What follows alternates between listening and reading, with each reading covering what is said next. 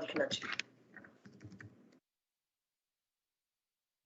Tata communication और इस बीच delta Corp के जनाब जलवे हैं। और डेल्टा कॉर्प अगर आप देखें चलता देखकर ये बाजार की गिरावट और खलती है। आई मीन 297.25 डे हाई पर। उसके सिवा अगर आप एक स्टॉक और देखें तो चोलामंडलम, ये स्टॉक ऑलमोस्ट 705 की ट्रैजेक्टरी में है। लेकिन अगर आप देखें तो थोड़ा सा हम कल के लिए कॉन्फिडेंस ना के बराबर ही कैरी कर रहे हैं, क्योंकि आज की जो ये कैंडल क्रिएट हुई है, अगर आप इसको देखें और इससे पहले के 1, 2, 3, 4 सेशन के अपस्विंग को देखें तो ऑलमोस्ट आप इस कैंडल के आधार पे उसे रिवर्सल की संज्ञा दे सकते हैं। खुले हम ऊपर और पिछले सेशन के लो को ब्रीच करके निफ्टी इंट्राडे में प्रोस्पेक्टिव से अगर आप देखें तो 50 डेमा को सरेंडर किया, 20 डेमा को सरेंडर किया। और आज का लो जो है, जो 350 जो हमने धुरी तय की हुई थी कि जनाब ये धुरी नहीं टूटनी चाहिए, वो आज का जो लो है वो एग्जैक्टली इसका 10 डे एक्सपोनेंशियल मूविंग एवरेज है। लेकिन याद रखिएगा पिछले 3 सेशन का लो एग्जैक्टली यही है 10 डे में।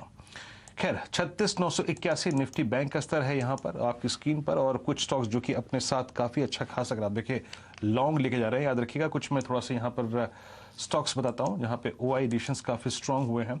उसमें सबसे ऊपर लॉन्ग साइड पे याद रखिएगा वो है डेल्टा कॉर्प और बिरला सॉफ्ट। ऑल दो बिरला सॉफ्ट हायर लेवल से थोड़ा सा रिट्रेस हुआ, लेकिन ये दो काउंटर्स पिरामिड एंटरप्राइजेस और सिंजन 4 ये स्टॉक अपने साथ काफ़ी लॉन्ग लेके जा रहे हैं।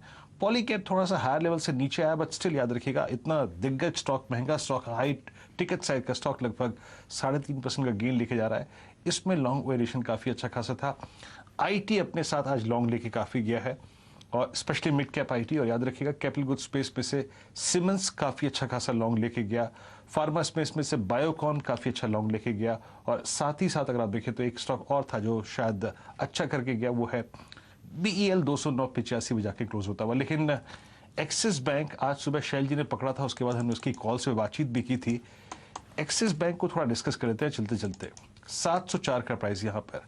आशीष, आज जो बैंक निफ्टी ने किया एग्जैक्टली वही अगर आप देखें कहीं ना कहीं एक्सिस बैंक में भी हुआ। काफ़ी अगर आप देखें अच्छी ओपनिंग, उसके बाद ट्रेवल किया हायर लेवल से, लेकिन थोड़ा सा अगर आप देखें रिट्रेसमेंट हुआ हायर लेवल से।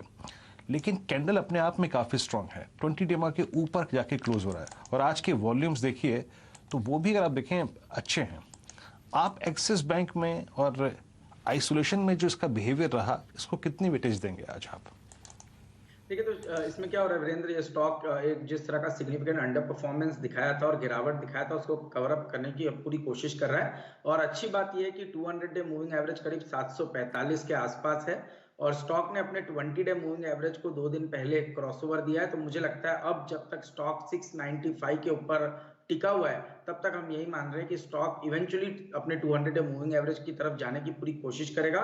इमीडिएट बेसिस पर 720 725 की एक अपसाइड एक्सिस बैंक के स्टॉक में देखने को नजर आएगी, क्योंकि हमने देखा है किस तरह से ICICI के सामने एक बड़ा अंडर परफॉर्मेंस यहाँ हुआ है। तो अब मुझे लगता है उस अंडर परफॉर्मेंस को कहीं ना कहीं कवर करने की कोशिश एक्सिस बैंक इस मूव में करेगा। और OI बिल्डअप भी लॉन्ग साइड पर पिछले 2-3 दिनों में स्टॉक में अच्छा खासा बनता हुआ नजर आ रहा है।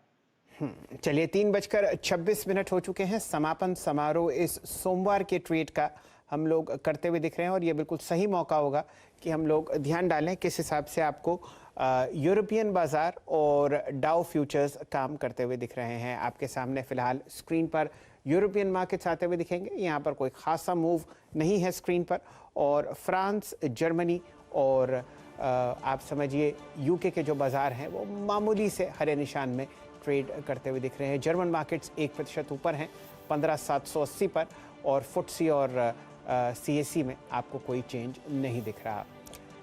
बावजूद कि आप बिकवाली देख रहे हैं या मुनाफा वसूली देख रहे हैं भारतीय बाजारों में, लेकिन डाउ फ्यूचर्स अब मजबूती से ऊपरी सतह की तरफ बढ़ते हुए दिखेंगे। ध्यान दीजिए, SPX 500 पर ऑलरेडी आपने एक रिकॉर्ड क्लोज देखा है।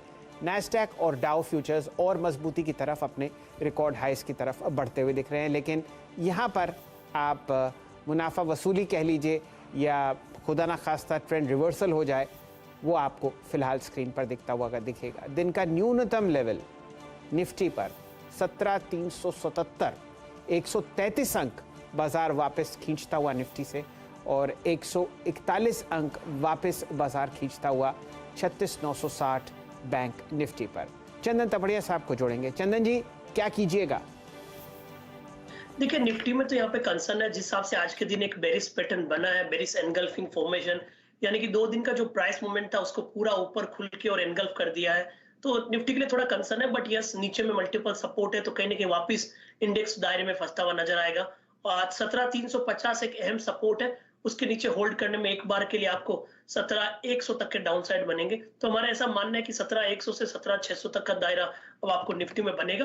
और जिस हिसाब से आज की क्लोजिंग है, शायद यहाँ पे आप पुट ले सकते हो या फिर आप बेयर पुट या कॉल राइटिंग की स्ट्रेटेजी बना सकते हो।